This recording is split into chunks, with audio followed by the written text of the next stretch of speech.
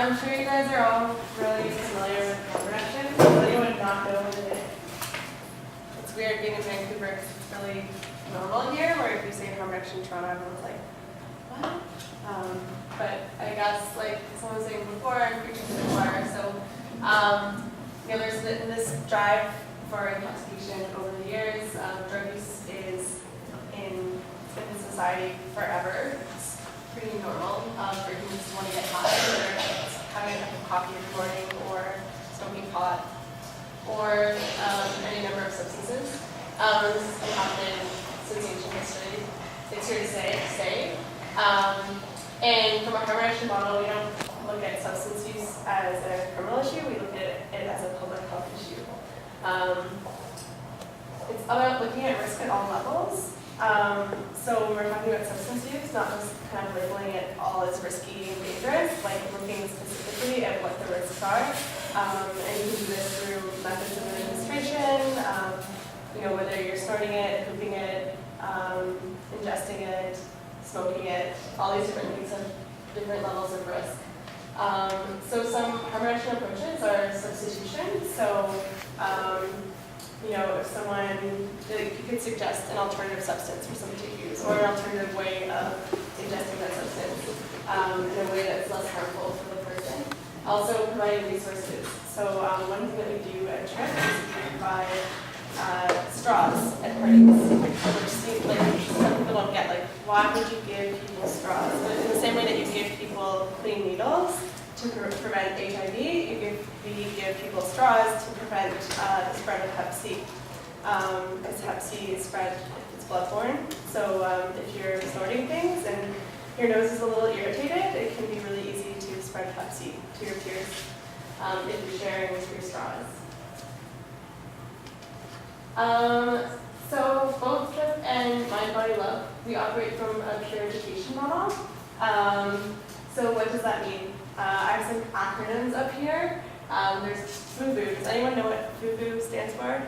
Yes. Forest Bias? Yes. So FUBU, brand of hip hop clothing, also an awesome acronym for peer education. So we're for the community by the community. So it's not like we're a bunch of police officers coming into raves or parties being like, this is how you should do your drugs. All of our volunteers have experience with drug use. They have experience with the scene. And that is what makes Trip awesome and effective. So as we put DIY, anyone? Do it yourself. Yeah, do it yourself. So it's very from like that DIY mentality where we're seeing problems in our community, whether it was people having psychedelic crises or overdoses, or bad pills going around in parties. Basically, we took control of our problems and created Trip as a way of taking care of each other. So harm reduction, so many different fields use, or peer education, sorry.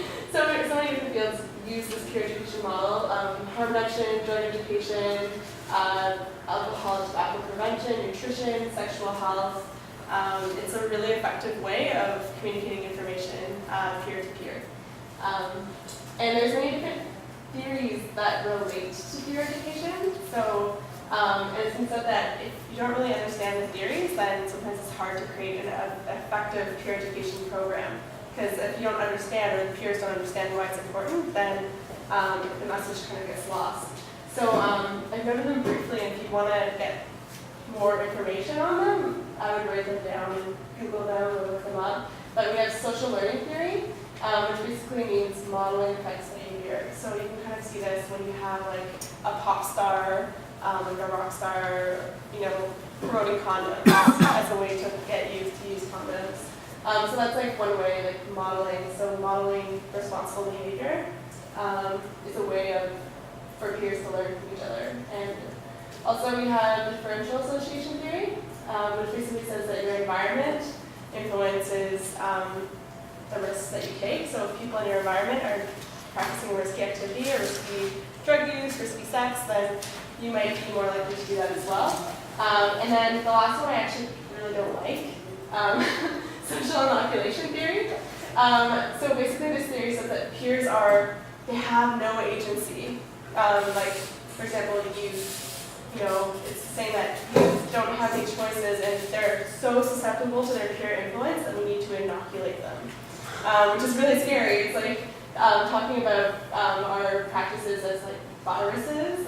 So I kind of find that that's not the best theory, but it's in the literature. So there's many advantages to peer education.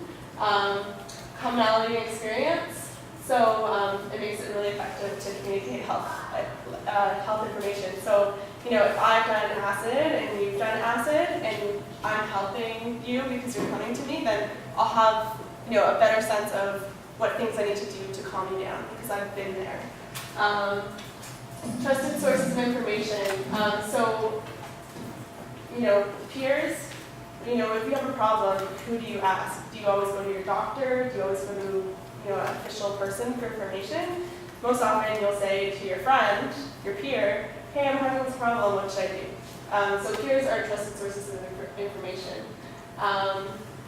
And I think one of the coolest things about peer education is that peer education programs are really beneficial to the people who participate in them.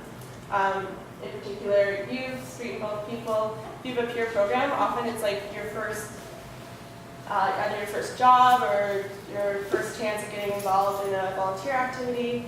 Yeah? I can testify to that. I'm from the Youth Services Bureau of Ottawa, and I'm a member of the Harm Reduction Youth Advisory Committee, which is drug users educating drug users, especially on the risk of injection drugs. And that is so true because everyone who's joined the committee is like doing so much better than they were when they started. Like it's actually almost unbelievable how much it helps people. Yeah. For me, I have the same experience. I started off as a peer when I was in my teens. I started off in 1999 with TRIP, and I worked as a volunteer, then I worked as an outreach worker in my 20s, and now I'm coordinating the project. I've had so many opportunities stem from being involved with TRIP. So it's an amazing way to empower the peers and also empower the community.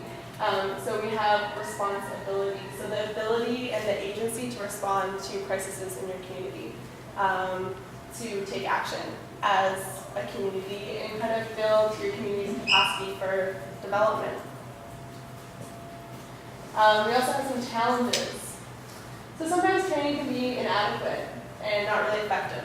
So if the peers at your training don't have the right information or don't absorb it, maybe they're coming down from the party last night and they come to training and they haven't slept and, they come and they might sleep for half of the presentation or, stuff happens. Sometimes people aren't listening and sometimes people get the wrong information. So it's just to say that, sometimes peers correct each other, Oftentimes in trip meetings we'll have arguments about, what's true and is that really true or is that a rumor? So it's kind of like this constant process of finding the truth.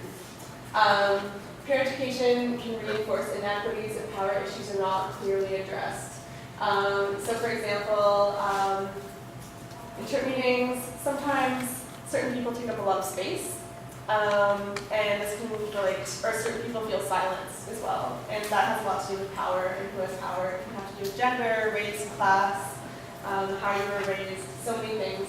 So in a sense, it can be disempowering if you feel oppressed in your peer group. So also, there's so many different definitions of the term peer. Often you have programs that are for youth. It's 16 to 30. TRIP is 16 to 30. A 30-year-old peer has a lot different experience than a 16-year-old in high school. So, that 30-year-old might come to a party and people would be like, are you a raver? Why are you here? Are you a cop? So, depending on how you dress and your demeanor. So that can be really subjective, and that also relates back to power issues like race, class, sexuality. If you're a trans youth and you're at a party, you might not feel comfortable talking to like a junglist, like macho guy about the issues that you've been facing. So even subcultures in the room scene, like jungle, heavy hardcore, all these different genres, they might not be peers, or clubs, for example. So the term peer is really finicky in that way, so that can be a disadvantage. Also, structural environment might not allow for leadership, so I kind of addressed that before.